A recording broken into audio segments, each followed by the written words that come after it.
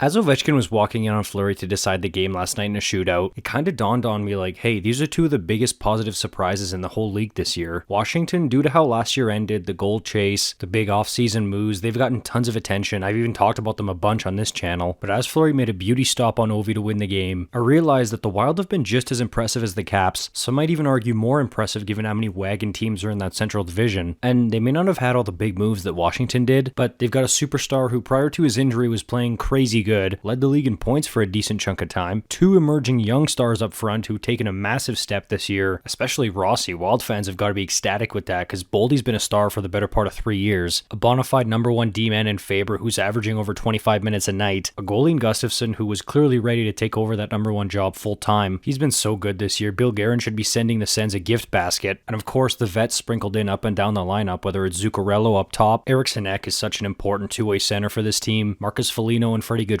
in the bottom six, Brodin, Bogosian, and of course, the Flower. He's not having the greatest season of his career, but I'm not sure many people expected him to at age 40. But still, considering it's his last year in the NHL, he's still been a pretty serviceable backup. And at the end of the day, Fleury's still Fleury. You can count on two things, that big smile and some wow moments. And maybe a couple pranks. And what they're doing right now is even more remarkable when you remember that they entered this season with the highest amount of dead cap in the league thanks to the Parise and Suter buyouts. Quite a few people, including myself, thought that would completely handcuff them and result in them being stuck in that mucky middle of not making the playoffs but not being bad enough to get a really high draft pick. Basically exactly where they ended last year. Instead, they're fourth in league standings with those buyouts still on the books. And not just that, they've had to overcome a losing funk and injuries to some really key players. Right now they're without their captain and their superstar. And even last game, they go down 3-2 on the road against a really good Caps team without two of their most important players. They could have absolutely chosen to fold like a cheap tent there. Instead, Rossi ties it, Boldy and Fleury win it in a shootout. And credit to John Hines, man. First full season behind the Wild bench. He's got them playing great and surprising a lot of people. We'll see if it continues because, like I said, it's a really tough division, especially now with Colorado figuring things out and the injury bug has gotten them, but so far hasn't bothered them. Wild fans, let me know how you're feeling. Who surprised you the most? I know he was a high pick, but I was not expecting the emergence of Marco Rossi this year, or at least not to this extent. He's looked really good and been a top offensive option for this team. That'll do for this one. Thank you so much for watching. If you want more content on the Wild, let me know by hitting the like button and subscribing. I'll see you in the next one.